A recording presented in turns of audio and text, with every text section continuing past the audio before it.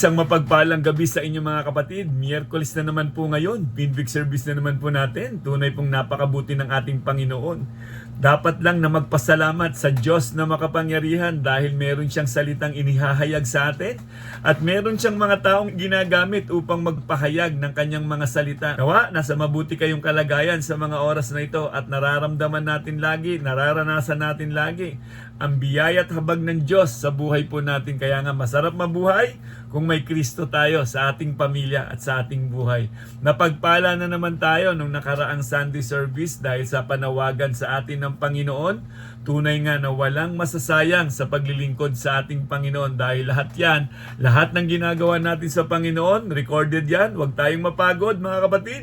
So ngayong gabing ito, may mensahe na namang nais iparating sa atin ang ating Panginoon. Ang mensahe pong gustong iparating sa atin ng Diyos, one but not the same. Ang tema po nito, unity in Christ. So basahin po natin ang ating scripture reading sa gabing ito. Sige po, kung may mga Biblia po kayo dyan sa inyong mga tahanan, pwede nyo po akong sabayan. Makikita po natin ito sa John chapter 17 verse 20 to 23. Ito po ang sinasabi dito, hindi lamang sila idinadalangin ko, kundi pati ang mga nananalig sa akin. Dahil sa kanilang pahayag, Ama, maging isa nawa silang lahat kung paanong ikaw ay nasa akin at ako'y nasa iyo.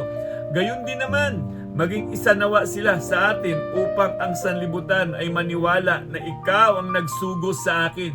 Ibinigay ko na sa kanila ang kaluwalhatiang ibinigay mo sa akin upang sila'y ganap na maging isa tulad mo at ako na iisa. Ako'y nasa kanila at ika'y nasa akin upang lubusan silang maging isa. Dahil dito, malalaman ng sanlibutan na isinugo mo ako at sila'y minamahal mo katulad ng pagmamahal mo sa akin. Purihin ang salita ng Panginoon. Tayo po'y manalangin at magpasalamat sa ating Diyos. Humingi po tayo ng gabay sa banal na Espiritu upang matanggap natin ang panawagan ng Diyos na makapangyarihan. Dakilang Diyos, maraming salamat po muli sa mga salita po na aming nabasa. Tunay pong napakabuti ninyo, Panginoon, dahil ang mga salitang ito magiging lakas namin, Panginoon, upang mapatatag ang aming pananampalataya at patuloy ka naming mapaglingkuran. Ama, samahan niyo po kami muli, Panginoon, mula simula hanggang matapos ang gawain. Naway makita namin, Panginoon, kung gaano ka kadakila sa buhay namin at maparangalan po namin kayo lagi, Ama. Salamat po, dakilang Diyos. Purihin ka, Panginoong Diyos. Gamitin niyo po ako na maging daluyan ng inyong mga salita at kayo lamang, Panginoon, ang aming masamba at mapasalamatan sa gabing ito. Salamat po muli, Panginoon, sa pangalan ni Jesus. Amen. Hallelujah. Napakaganda po ng panalangin ng ating Panginoon. Kung mapapansin natin ang panalangin ng ating Panginoon, kakaiba ito sa panalangin natin sa panahon na ating kinalalagyan. Hindi niya na iniisip yung kanyang kalagayan. Ang iniisip niya ay ang kanyang mga apostoles na maiiwan. Gaya din ng mga darating pang mga mananampalataya. Kung papaano ang panalangin ng Panginoon ay magkaroon ng pagkakaisa. Hallelujah. Kaya nga, ang title po na ating pag-aaralan ngayon, one but not the same. Hallelujah. Ang tema po nito, unity in Christ. Napakahalaga nito sa panahon na ating kinalalagyan, lalong-lalo na sa ating mga iglesia. Napakatindi ng atake ng kaaway. Kapag hindi nagkakaisa ang bawat kapatiran sa isang iglesia, siguradong hindi mo makikitaan ito ng kapayapaan. Gaya ng panalangin ng ating Panginoon. Mayroon lamang akong isang kwento na gusto kong i-share sa inyo. Merong isang tatay na napansin niya ang kanyang mga anak na nag-aaway. Wala nang ginawa, laging naririnig ng tatay na nag-aaway ang kanyang mga anak, kaya pinatawag niya ito at binigyan ng tig-1 pirasong walis tingting. Ang sabi ng tatay, anak, putulin niyo yan. At napakadali lamang nilang pinutol. Subalit, nang kinuha ng tatay ang isang bugkos ng walis tingting at ipinaputol sa kanila, hirap na silang putulin. Ang gustong sabihin ng tatay, hindi dapat kayo nagkakaaway-away. Dapat nagkakaisa kayo, nagkakasundo kayo dahil napakatibay ng pamilya na nagkakaisa. Dapat ang buong pamilya ay solid na nagkakaisa.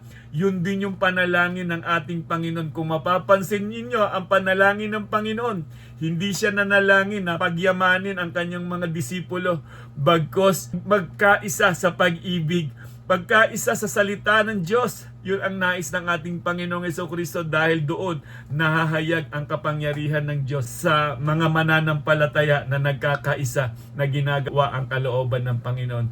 So mga kapatid, pansinin po natin sa panahon na ating kinalalagyan, bakit parang mas madali pang mag-away ang magkakapatid kaysa magkaibigan na hindi naman related? Mapapansin po natin yan mga kapatid, di ba? Bakit pag nasa loob ng tahanan, dapat pag-iibigan ang nakikita, pero sila pa yung madalas na nag-aaway, samantalang yung mga kaibigan na hindi naman related sa dugo, pero parang maganda ang samahan.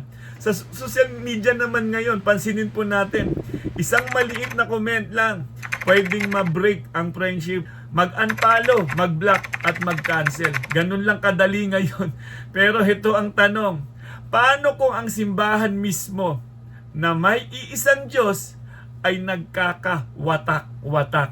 Sa kalagayan natin ngayon, mas hayag ang denomination ng isang samahan kaysa naman kay Kristo. Kaya nga, kung mamamatay ang isang tao, Kristiyano, hindi naman tatanungin kung ano talaga ang denomination mo. Ang tatanungin ba, totoo talagang may relasyon ka ba talaga kay Kristo, at kung ano ang ginawa natin nung tayo ay nabubuhay pa. Kaya nga, kung babalikan natin yung ating nabasa sa scripture reading kanina, Ama, maging isa nawa silang lahat, kung paanong ikaw ay nasa akin at ako'y nasa iyo. Gayon din naman, maging isa nawa sila sa atin, upang ang sanlibutan ay maniwala na ikaw ay nagsugo sa akin. Hallelujah. Maliwanag po sa sinasabi ng salita ng Panginoon upang silang lahat ay maging isa. Jesus is praying, not preaching, not commanding, but praying for unity. Hindi lang para sa mga 12 disciples po, mga kapatid, ang panalangin ng Panginoon, maging sa mga susunod pang kikilala at mananampalataya sa Kanya. Kasama ka, kasama tayo, kasama ang church ngayon, ang lahat ng nagtitiwala sa Panginoon, kasama sa panalangin ng ating Panginoong Hesukristo. Kaya nga, ang pagkakaisa ng mga Kristiyano ay hindi galing sa pagiging pare-pareho, kundi sa pagiging nakasentro kay Kristo. Hallelujah. Kapag ang tunay na pagkakaisa ay nanggagaling kay Kristo, makikita natin yung identity niyan. Meron niyang pag-ibig, meron niyang pagpapatawad lagi, nangingibabaw ang pagmamahalan. Kapag ang tunay na pagkakaisa ay nakasentro kay Kristo, nariyan lagi ang kapayapaan, kagalakan at pag-asa. Kaya nga masarap mabuhay kapag may Kristo tayo sa buhay natin. Madali na lang magmahal dahil nauunawaan natin na tayo ang unang minahal ni Kristo. Hindi naman tayo karapat-dapat, pero ipinakita niya kung gaano niya tayo minahal, na maging ang kanyang buhay ibinigay niya para tayo maligtas. So mga kapatid, tatlong katotohanan na makikita natin sa panalangin ng ating Panginoon. Unang-unang punto po na makikita natin sa panalangin ng ating Panginoon, unity is not uniformity. Hindi sinabi ni Jesus, be the same personality. Hindi niya sinasabi na gano'n, na magkaroon tayo ng iisang personalidad. Ibig sabihin, iisang pananampalataya na nakasentro sa ating Panginoong Hesukristo. Hindi rin sinabi ni Jesus na have the same gift, na magkaroon tayo ng iisang kaloob na tinanggap. Hindi po, dahil ang tunay na kaloob, may kanya-kanya po yan. May kanya-kanya na nakasentro po yan, na ginagampanan sa paglilingkod sa ating Panginoon. At hindi rin sinabi ng ating Panginoong Jesus na think exactly alike, na hindi niya sinasabi na pagkakaroon tayo ng pare-pareho ng kaisipan. Ang sabi niya, be one. Ibig sabihin, magkaisa tayo sa ating Panginoong Hesukristo. Iisang katawan, ngunit maraming ginagampanan. Ibig sabihin, sa iisang katawan ni Kristo, meron tayong ginagampanan. Imagine na lang natin yung katawan natin. Iba ang ginagampanan ng mata, iba ang ginagampanan ng kamay, iba ang ginagampanan ng bibig, pero nagpa-function sa iisang katawan. Ang iisang katawan ng isang tunay na Kristiyano, walang iba kundi si Kristo ang pinagmulan ng lahat ng niya. Mga kapatid, pangalawang katotohanan na makikita natin sa panalangin ng ating Panginoong Hesukristo, Unity reflects God Himself. So balikan po natin ang ating pong scripture reading para magrema sa atin bago man lang tayo matulog. At makikita natin dito habang inuulit-ulit nating basahin ito, makikita natin yung dakilang pag-ibig ng Diyos na malapit na siyang mamatay. Nandun pa rin yung malasakit niya sa atin. Sabi niya doon, Ama, maging isa nawa silang lahat kung paanong ikaw ay nasa akin at ako'y nasa iyo. Gayon din naman, maging isa nawa sila sa atin upang ang sanlibutan ay maniwala na ikaw ang nagsugo sa akin. Ibinigay ko na sa kanila ang kaluwalhatiang ibinibigay mo sa akin upang sila'y ganap na maging isa tulad mo at ako na iisa. So tandaan po natin, ang unity natin ay dapat sumasalamin sa relasyon ng ama at anak. At hindi perfect agreement, kundi perfect love and purpose, gaya ng layunin ng ating Panginoong Hesukristo. So pangatlo po na dapat nating tatandaan, hallelujah, sa panalangin ng ating Panginoon, unity is our testimony to the world. Ang ating pagkakaisa ay isang patotoo sa mundo na nababalot ng kadiliman. Ang tunay na patotoo natin ay nagsisimbolong liwanag dahil kay Kristo. Na si Kristo ay tunay na buhay sa ating mga puso. So balikan po natin ulit ang ating scripture reading. Sabi dito sa verse 23, Ako'y nasa kanila at ika'y nasa akin upang lubusan silang maging isa. Dahil dito, malalaman ng sanlibutan na isinugo mo ako at sila'y minamahal mo katulad ng pagmamahal mo sa akin. Kapag nagkakaisa ang church, mas kapanipaniwala si Jesus. Kapag nakikita natin ang pagkakaisa, mas nakikita ang gospel. Pero kapag watak-watak, ang message nagiging blurry. Ibig sabihin, malabong makita si Kristo sa isang iglesia. Hindi po pwedeng papasanin lamang ni pastor. Hindi po pwedeng papasanin lamang ng mga leaders. Kapatid, kapag sinabi mong Kristiyano ka, kailangan kabalikat ka sa bawat gawain ng paglago ng mananampalataya. Huwag nating hadlangan ang ningas ng banal na Espiritu. Sa mga tunay na Kristiyano, sa mga tunay na kumilala kay Kristo, sinelyuhan niya ng banal na Espiritu. At yung banal na Espiritu na yan ang tumutulong sa iyo na kailangan mong pahalagahan at kasama ka sa bawat gawain. Dahil nga, alam naman po natin, na walang nasasayang sa paglilingkod sa ating Panginoon. Recorded ang bawat tulong, ang bawat pagsusumikap natin, nakikita ng Panginoon. Kaya nga ang panalangin ng Panginoon parang kumukurot sa ating mga Kristiyano ngayon. Kumusta kaya tayo? Kabilang ba talaga tayo sa pagkakaisa ng pagsulong ng layunin ng Panginoon? Talaga bang naroon tayo sa paglago ng ating pananampalataya? Magkaisa nawa tayo gaya ng panalangin ng ating Panginoon. Pansinin po natin mga kapatid, sa panahon natin ngayon, meron tayong mga group chat. May mga mapapansin tayo dyan, may mga nagtatampo. Meron ding mga sinzone lang. Tinitingnan lang nila, nagmamasid lang. At meron din naman dyan sa group chat, minsan mapapansin natin na may passive-aggressive na message. May umaalis ng group. Pero kahit iisa ang group name natin, hindi na sila group sa totoong buhay dahil hindi sila nagkakaisa. Merong mga tampuhan na mahirap solusyonan. Kaya minsan hindi natin nalalaman. Pero ang church ay parang group chat ni Jesus. Pero ang problema, imbis na mag-connect, nagkakaroon ng competition. Nagkakaroon ng comparison. Nagkakaroon din ng division.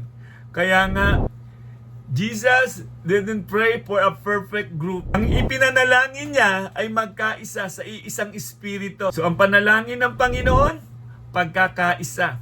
Yan ang lagi nating tatandaan dahil kapag nagkakaisa ang mga tunay na Kristiyano, naroon ng tibay, naroon ng tatag ng pananampalataya dahil sa panahon na parang nangihina ang isa, mayroong umaakay, mayroong bumabalikat. Yan ang dahilan kung bakit yan ang gusto ng Panginoon sa atin.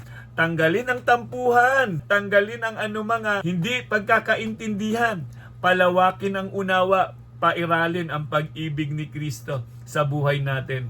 Parang sa basketball yan, hindi ka pwedeng magwagi ng ikaw lang mag-isa. Ang labanan sa basketball, limahan yan. Teamwork kailangan. Kailangan dyan merong magaling mag-dribble. Kailangan dyan merong magaling magdepensa. Hindi po pwedeng puro shoot ka lang. Mas maganda din dito, meron ka ring depensa at meron ka ring pakikipag teamwork. Makakamtan lamang ang tagumpay kung nagkakaisa ang isang team. Pero kung hindi sila nagkakaisa at walang teamwork dyan, siguradong talo yan.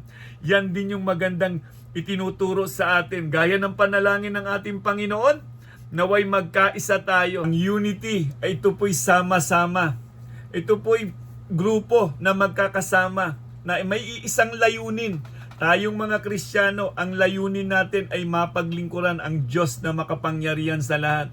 Ang layunin natin bilang mga Kristiyano ay maging asin at ilaw ng sanlibutan. Sa panahon ngayon na ating kinalalagyan, manatili tayo sa pamumuhay ng may kabanalan dahil ang Diyos doon lamang nalulugod. Manatili sa pananampalataya.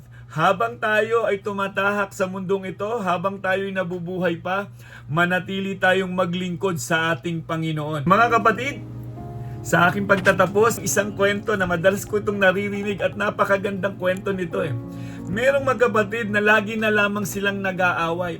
Dahil sa tindi ng away nila, halos talagang magkapisikalan na sila. At napagdesisyonan nilang maghiwalay na sila. At ang panganay umalis doon sa kapatid niya, umalis at lumipat ng tirahan, pero malapit lamang may namamagitan na isang ilog sa kanilang pamilya. Ang isang araw, may dumating na isang karpentero sa tahanan ng kuya ng kapatid. At ang sabi dito ng isang karpentero, meron po ba kayong nais na ipagawa sa inyong bahay? Ang sabi ng panganay na kapatid, opo, may ipagagawa ko sa inyo. Gusto kong ipagawa sa iyo ang mataas na bakod na hindi ko na makikita ang kapatid kong yun dahil galit na galit ako sa kanya. Agad namang tumungo ang karpentero. Pero sinimulan niya ng gawin. Ang kumalis ang kapatid, ngunit pagbalik niya ng gabi, nakita niya, instead na mataas na bakod ang ginawa ng karpentero, napakagandang tulay. Ang tulay na ito patungo doon sa kanyang kapatid. Instead na magalit ang kapatid na panganay, nakita niya doon sa tulay ang kanyang kapatid na matagal niya na rin pala gustong makausap dahil nangingibabaw nga yung pride. Pero nung makita niya ito at natuwa, nakangiti ang kanyang kapatid. Ang sabi ng kapatid, salamat kuya at gumawa ka ng paraan para tayong muling magkabati. Niyakap niya yung kapatid niya at nawala na yung galit. Ngayon, hinanap nila yung karpentero. Ang sabi nila, nasaan na ang karpentero? Nung makita nila ito, malayo na. At nakangiti na lamang sa kanila. Ang sabi ng magkapatid, bumalik ka rito at marami pa kaming ipagagawa sa iyo. Ang sabi ng karpentero, hindi lamang kayo ang gagawan ko, marami pang iba na naghihintay. Mga kapatid, ano ang makikita natin sa kwentong ito? Makikita natin ang Panginoong Hesukristo nung bumaba siya, hindi siya gumawa ng bakod. Hindi niya binakuran ang pananampalataya ng mga Kristiyano sa ating Ama. Bagkus ang ating Panginoong Hesukristo ang naging tulay. Hallelujah! Naging tulay upang muling ipanumbalik ang relasyon ng tao sa Diyos. Hallelujah! Kaya mga kapatid, magandang tanong ito sa atin habang tayo nabubuhay sa mundo. Ano ka ba sa pamilya mo? Ikaw ba yung bakod o mistulang tulay ng kapayapaan upang ipanumbalik muli ang relasyon? Napakasarap na makita natin na gaya ng ating Panginoong Hesukristo. Hallelujah! Alam natin kung gaano kahirap ang ginawa niya.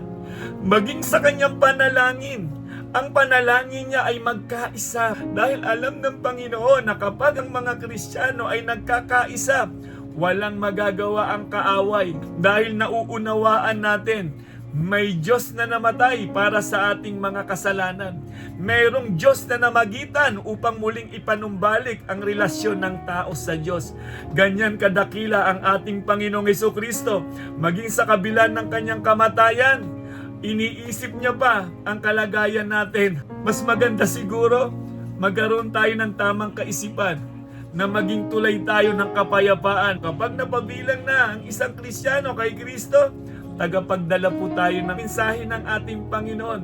Kaya ang verse na iiwan ko po sa inyo mga kapatid, dapat nating basahin bago tayo matulog. 1 Corinthians chapter 15 verse 58. Kaya nga mga minamahal kong kapatid, magpakatatag kayo at huwag matinag. Maging masipag kayo sa paglilingkod sa Panginoon dahil alam ninyo, hindi masasayang ang inyong paghihirap para sa Kanya.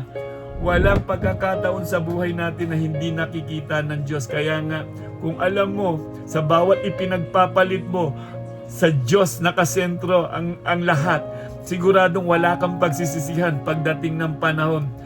Ang mahirap lang dyan mga kapatid, kung madalas nating nasasaktan ang ningas ng banal na Espiritu sa buhay natin. Ang sabi ng banal na Espiritu, pumunta ka sa gawain ng Panginoon, magpatatag ka ng iyong pananampalataya, pero binabaliwala natin. Ang sabi ng Biblia, huwag ninyong patigasin ang inyong puso. Kapag narinig na ninyo ang panawagang galing sa Panginoon, mas maganda ang sumunod po tayo dahil doon sigurado ang Diyos kasama natin. At anumang laban ng buhay, kapag ang Diyos ang kasama natin, sigurado ang tagumpay. Kaya mga kapatid, patatagin po natin ang ating pagkakaisa kay Kristo. Naway lalo pong mag-alab ang ating paglilingkod sa ating Panginoon dahil pag-ibig ng Diyos ang bumibigkis sa ating kung bakit mayroon tayong pagkakaisa sa ating local church. Naway napagpala po tayo sa mensahe ng ating Panginoon sa gabing ito. Sumainyo nawa ang kapayapaan, kagalakan at pag-asa. At patuloy po nating ipahayag sa pangalan ng ating Panginoong Jesucristo na siyang sentro ng ating buhay. May kagalingan, may buhay na walang hanggan. God bless and God first. Purihin ng Diyos na dakila.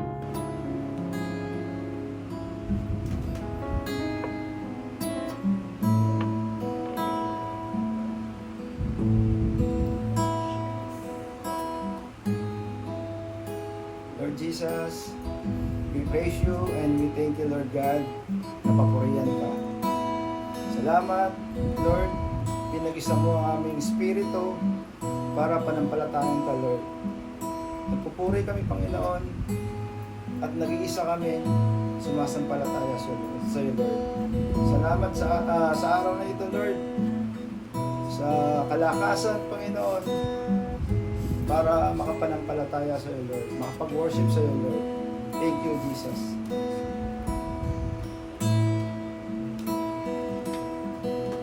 You gave it all for me. My soul desire, my everything. All I am is devoted to you.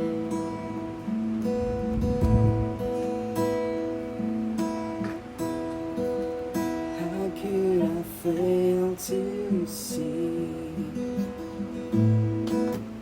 you are the love that rescued me? All I am devoted to you.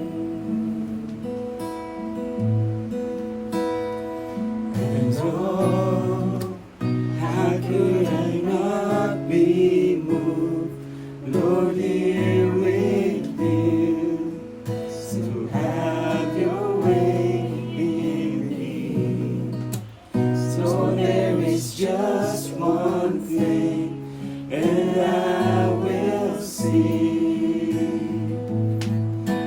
This is my cry, my one desire, just to be where you are, Lord, now and forever.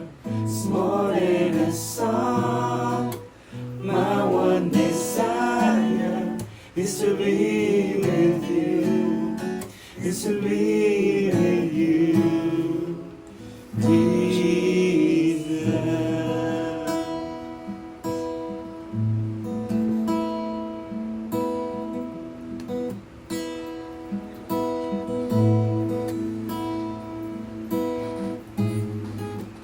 How could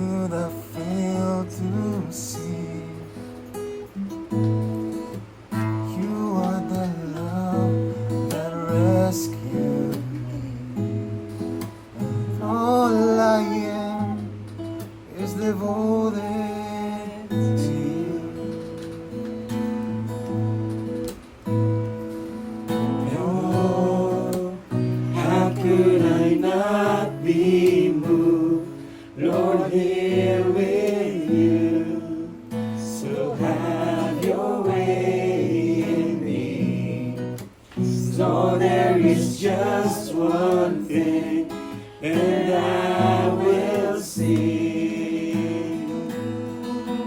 This is my cry, my one desire, is to be where you are, Lord, now and forever.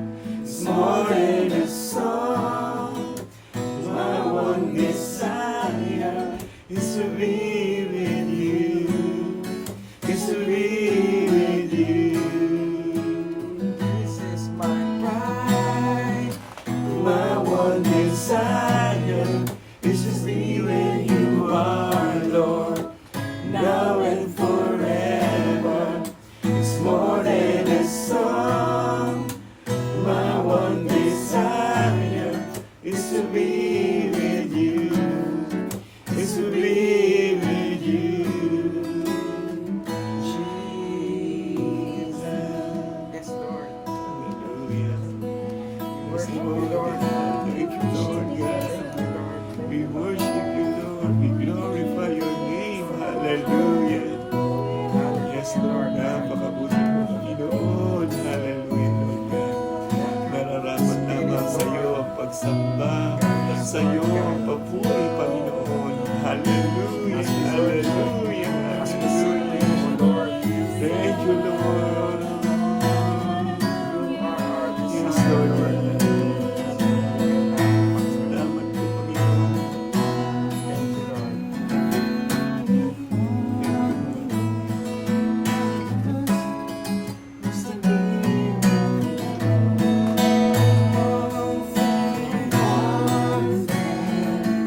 The one thing I ask is to be with you.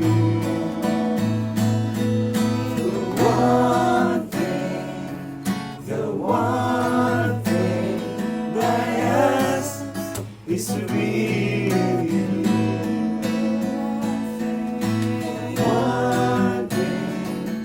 The one thing I ask is to be with you.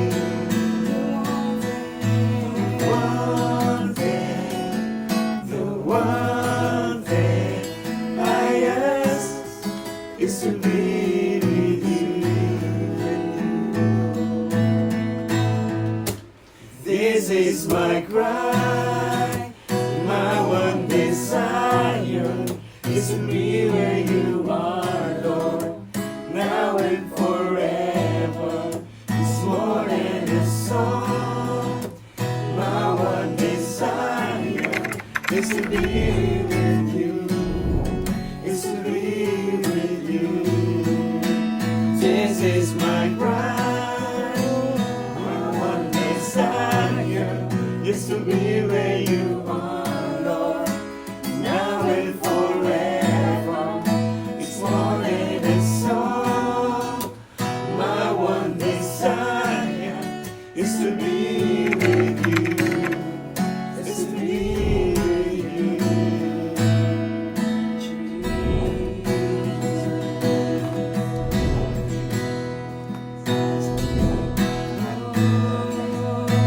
Yes, Lord. Thank you, Lord. Hallelujah, hallelujah, hallelujah. Yes, Lord God. Salamat po. Hallelujah, hallelujah, hallelujah.